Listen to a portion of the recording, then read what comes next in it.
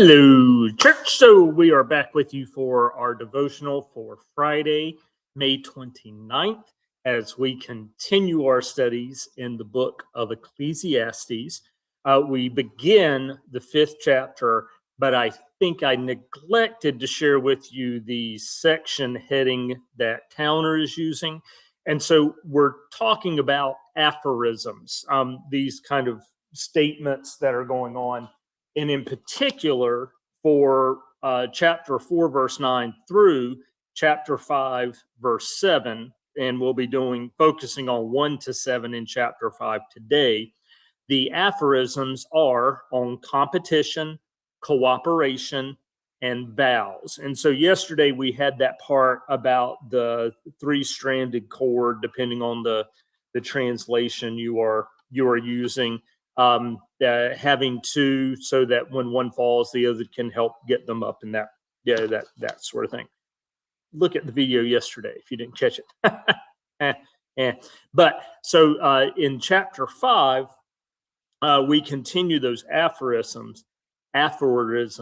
Peterson is using the lovely title, "God's in charge, not you," which is very wise, very, very wise. Towner's also going to talk about the conclusion in Hebrew, and in the English translations, it gets picked up in verse 1. So that'll hopefully give you a little more context too. So here's verse 1. Guard your steps when you go to the house of God. To draw near to listen is better than the sacrifice offered by fools, for they do not know how to keep from doing evil. Never be rash with your mouth, nor let your heart be quick to utter a word before God, for God is in heaven and you upon earth. Therefore let your words be few. For dreams come with many cares, and a fool's voice with many words. When you make a vow to God, do not delay fulfilling it, for he has no pleasure in fools. Fulfill what you vow. It is better that you should not vow than that you should vow and not fulfill it. Do not let your mouth lead you into sin, and do not say before the messenger that it was a mistake. Why should God be angry at your words and destroy the work of your hands? With many dreams come vanities and a multitude of words, but fear God. Neat little piece there. You know, one of the proverbs I remember growing up is it's not okay to swear. So, you know, if we're swearing, that can have a couple of different contexts for us, because sometimes we were taking it as taking the Lord's name in vain, or we're taking it profanely. But that awareness of what we're saying we're going to do and how we take care of it. Maybe that one's still pretty active. I don't think I've heard it as much. A couple of portions from Towner. The last verse of chapter 4 in the Hebrew text is 5:1 in the English translations. The latter division makes sense, however, because the subject of 5:1 to 7 is coherent. All the aphorisms have to do with the vanity of speech. A literal translation of the beginning of 5:1 could be, watch your step when you go to the house of God, literally, the God. In the presence of God, presumably in the temple, sincere listening is more pleasing to God than the sacrificial gestures of fools. And that takes us back to one of those pieces that we hit time and again in Psalms about the offering that we are making to God being a contrite heart, making a genuine offering from ourselves and not looking to fulfill not to please people. Towner will say a little bit more about that. And this is from the reflection section. In chapter 5, 1 to 7, the organ at issue is the mouth. Kohelet warns his students against the hollow, outward observance of religion, and he cautions them to be particularly careful in taking vows.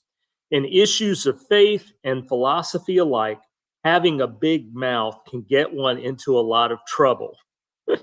Do not let your mouth lead you into sin. Perhaps it was this warning that vacuous words are also culpable words that lead G.K. Chesterton to compose his poem Ecclesiastes. This is in Old English, but hopefully you can catch it. And Chesterton is not someone I'm highly familiar with, but I see a lot of quotes from him. So, yeah, we might look that up. Here's the poem. There is one sin, to call a green leaf gray, whereat the sun in heaven shuddereth.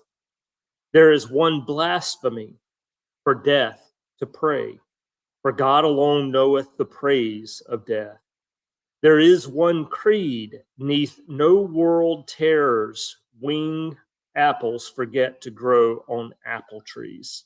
There is one thing is needful, everything.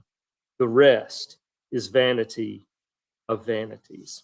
The quote I ran across from Chesterton was for Memorial Day in the a puzzle I do called the Letterant, and it was the true soldier does not act because he hates what is in front of him, but because he loves what is behind him. Might be a slight misquote there. So that's our part. More on G.K. Chesterton because I'm curious. And here's Peterson for us to finish us out. God's in charge, not you. Watch your step when you enter God's house.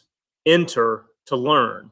That's far better than mindlessly offering a sacrifice, doing more harm than good. So there, to pause, Peterson, instead of using the word listening, is talking about learning.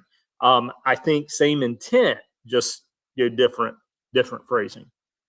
Don't shoot off your mouth or speak before you think. Sound advice to this guy. Yeah. Don't be too quick to tell God what you think he wants to hear. God's in charge, not you. The less you speak, the better. Dang, Peterson. Overwork makes for restless sleep. Overtalk shows you up as a fool. Now, that's a nice one. And not too far from Mark Twain's better to keep your mouth shut and have people think you a fool than to open your mouth and remove all doubt, something along those lines. Next, when you tell God you'll do something, do it now. God takes no pleasure in foolish drivel. Dang. Vow it, then do it. Far better not to vow in the first place than to vow and not pay up. Don't let your mouth make a total sinner of you. When called to account, you won't get by with, sorry, I didn't mean it. Oh, that's good stuff. Why risk provoking God to angry retaliation? And finally, but against all illusion and fantasy and empty talk, there's always this rock foundation, fear God. Good stuff, Eugene Peterson. All right. It's fun when the wisdom literature gets a little more practical and direct in terms of our current cultural circumstances or our modern cultural circumstances. And now I'm going to shut up. Have a good day. We'll see you later.